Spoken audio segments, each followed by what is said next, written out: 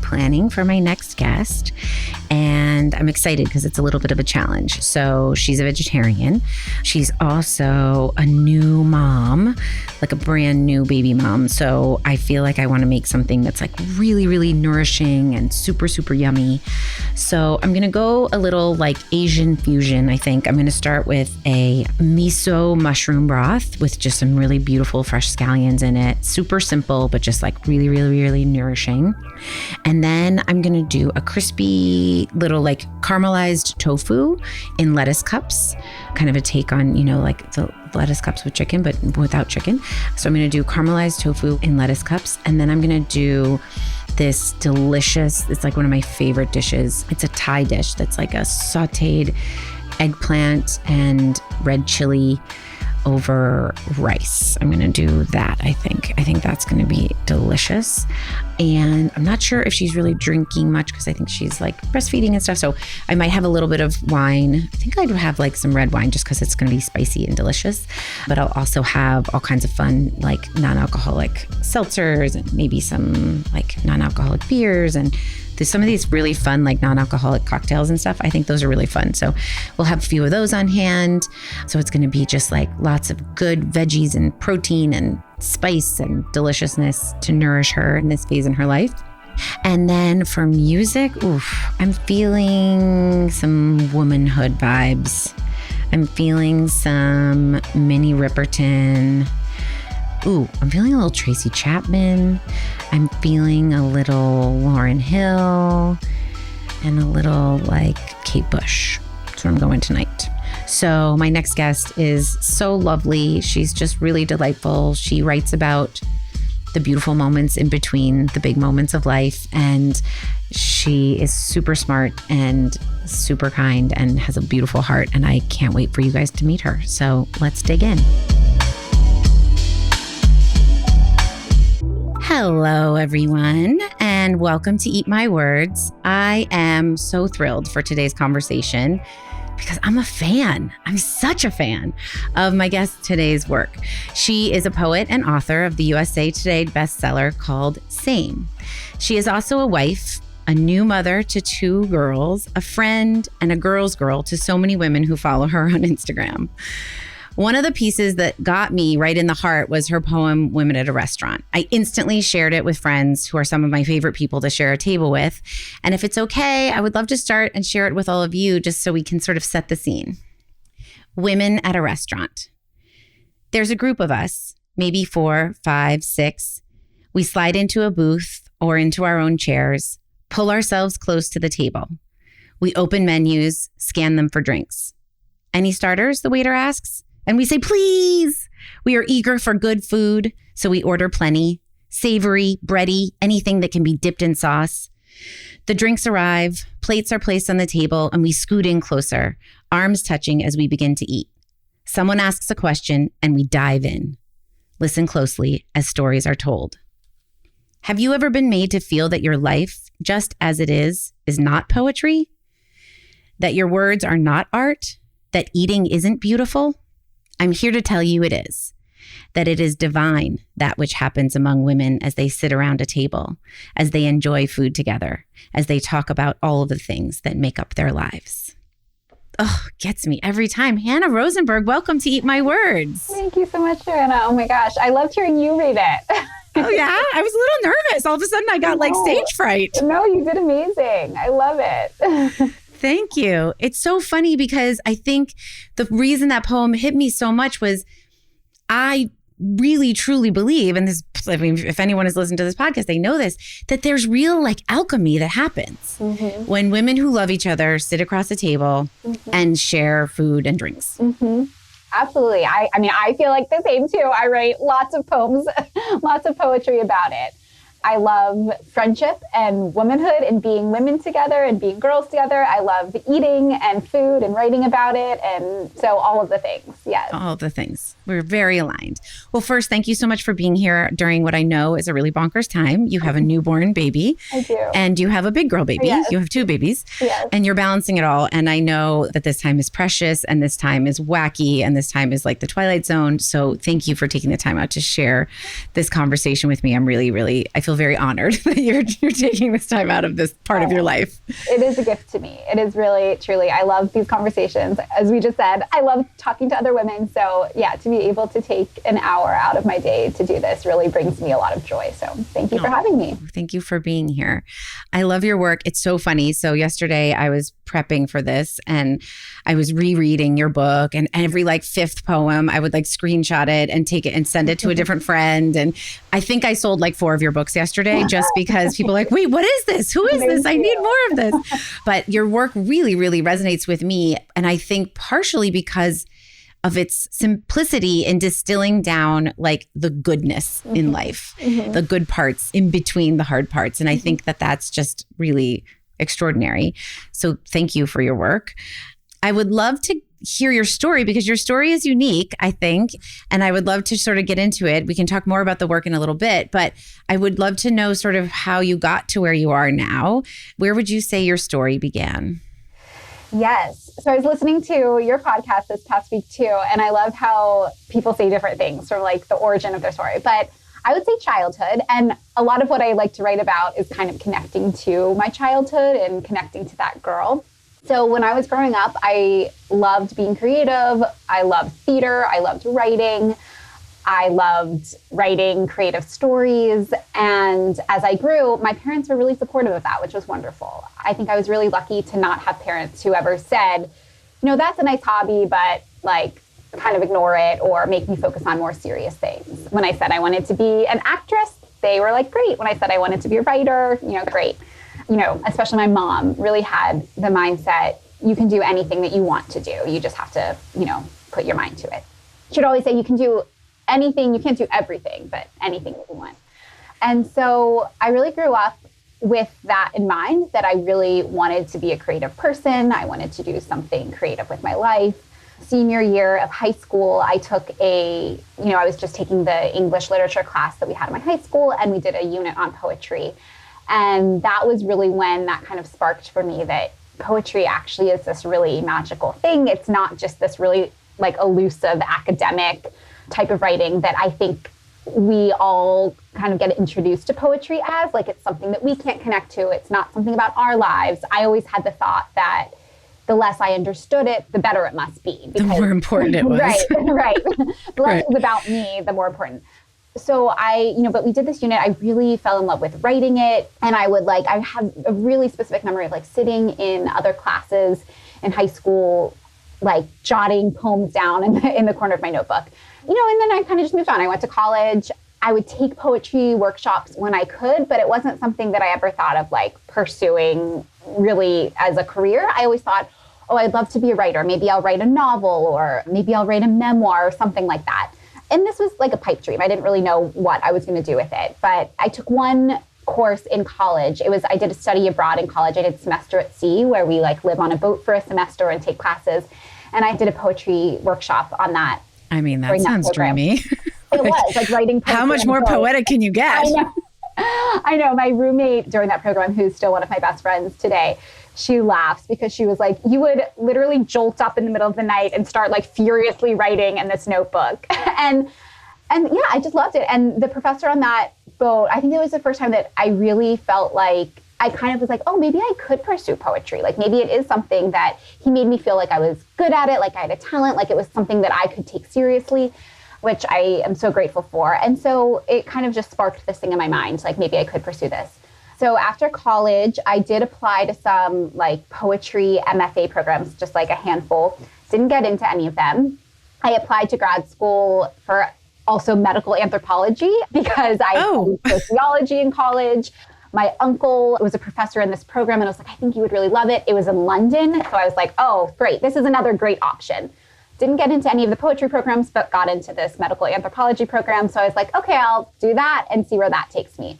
And I guess writing will just be something that I'll do as, a hobby. So I went to London, lived there for a year, started a career in healthcare. I worked at a hospital in quality improvement for several years, worked for a biotech company, working with patients and families. And then I would always kind of just through my 20s and early 30s, I would write just as something that I was like, maybe someday, like kind of just this elusive idea.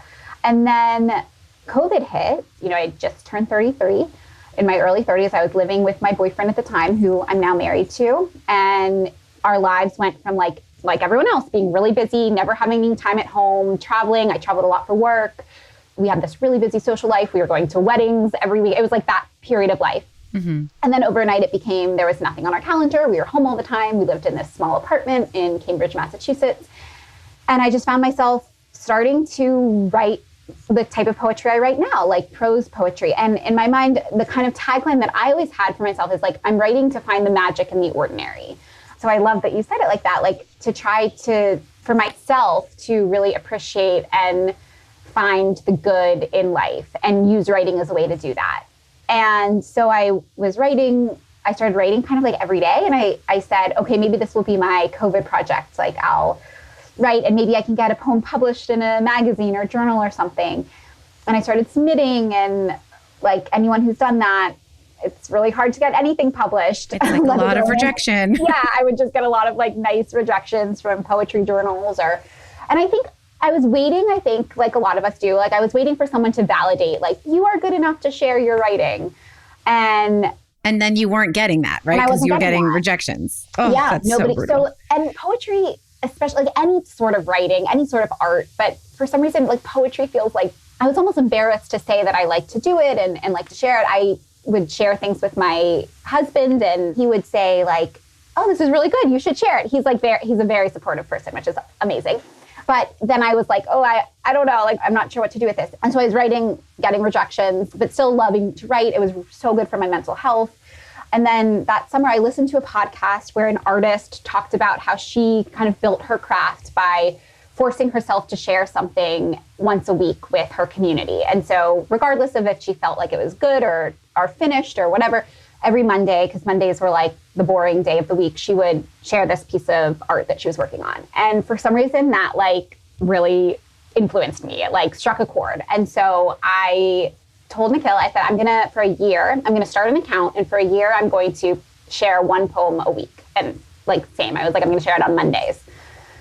And so I started doing that. So in August of 2020, I started the account Hannah Rowe Writes.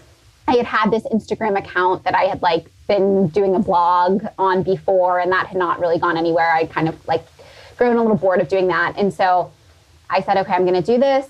I'm going to post a poem every week and see what happens. And a lot did happen, which we can talk about. But basically, like that was kind of the beginning of it. I loved it. I loved writing. I loved having a reason to write every week. At the beginning, it was like, sometimes I would be like, I don't know what to write about. I don't know what to write about. I would spend the whole week like brainstorming and thinking. But I gave myself permission to just like everything that I shared, I thought of this is a draft. Like I can take it down and edit it. And I did lots of times. But it really forced me to just practice the art of writing and sharing. And I think I was surprised how amazing the community was that started to form around the writing and how people would start to share back with me. So that was kind of the beginning of it. And did you start to feel, once you started getting like comments on Instagram, I imagine, and people talking to you, did that feel like validation? Even though it wasn't from like a fancy poetry journal, was just like normal people who your work was resonating with? Yes. And I think that was what kind of like the lesson was for me, that I'm still like, there is no validation that is going to feel good enough ever if you're seeking this like higher power to like give you a stamp and say you are good enough to share something. But what feels really amazing is when someone says, not like, oh, your writing is good, but like, your writing really touched me. It really made me feel seen and heard. It really resonated something. People would start saying to me, like, you put into words things that I'm feeling, but couldn't find a way to say them. And that, I think, is the best validation. So I kind of like got rid of the idea that I needed someone to tell me that I was good at writing, and was like, okay, if I share something and 9 out of 10 people roll their eyes, but one person says, oh my gosh, I feel seen by this poem, then that's worth it. And I think that really changed my mindset. Yes. I'm like, I have so many things I want to follow up with, and I don't know where to start. So a couple of things I just want to like touch on here, where we just did our anniversary episode, and I was thinking about themes that came up. And one of those themes was this idea of like just forcing yourself to do the thing. Yeah. And I think this idea of like giving yourself parameters slash friction, like you have to post on Monday. I think that has come up so much. And I think there are so many women in particular, I think women in the like middle part of their life who might have been doing something before, who either were caregivers or were super high level professionals or were doing whatever. They were doing something else. And they're kind of at this point where they're like, hey, I might have a little bit of brain space for something else. And they're too afraid to try it, right? You had the brain space because it was COVID. I think other people find it harder to do that. And I keep going back to this idea of like, just start, like just do the thing. Yeah. And it doesn't have to be perfect. Don't let perfection get in the way of progress, like that whole thing. And this idea of like, you don't have to know what the end is. Like you don't have to have like the roadmap. If you do the first thing, just do the first thing and then just commit to that, like commit to the idea that if you want to be a baker, bake a sourdough bread every week and give it to your neighbor. Like just do the thing. And I think that it's so people overthink it and get so complicated with it. But I just want to remind everyone who's listening, like that's as simple as it is. You can just start. You can go just put some paint on a canvas and that's the thing, right? Get some clay and mold it. Like just do the thing. Yeah. So I love that. Okay. Did you get negative feedback at all in the beginning? Or was it mostly positive? Yeah, I don't think that my account is big enough to draw like negative feedback.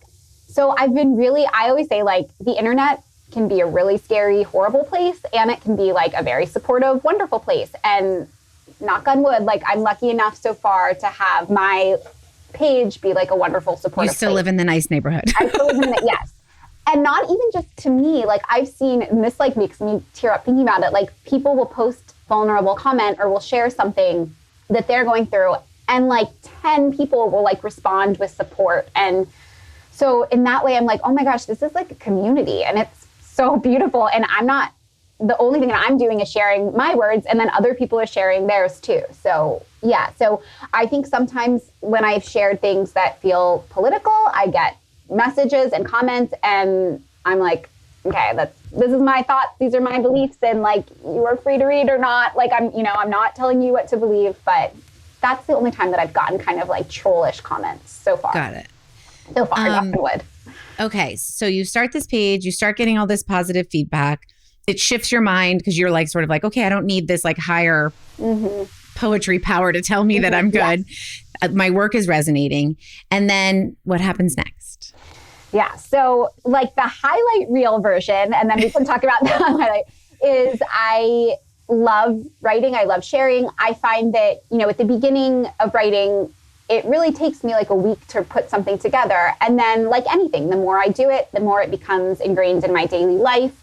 So the more I'm like writing down ideas, I'm thinking through like what I want to write about. I'm like writing something and I can't wait to get back to my computer to write more. And so then it becomes like after a year where I'm like, I'm not necessarily posting every Monday, but I'm posting a lot. And I'm like, I called it poetry blogging because I was like, I have something I want to write about and talk about, but my form of writing is this. So this is, my husband like loves journaling. I'm not someone who loves just like, when I like have something that I want to work through, I write poetry.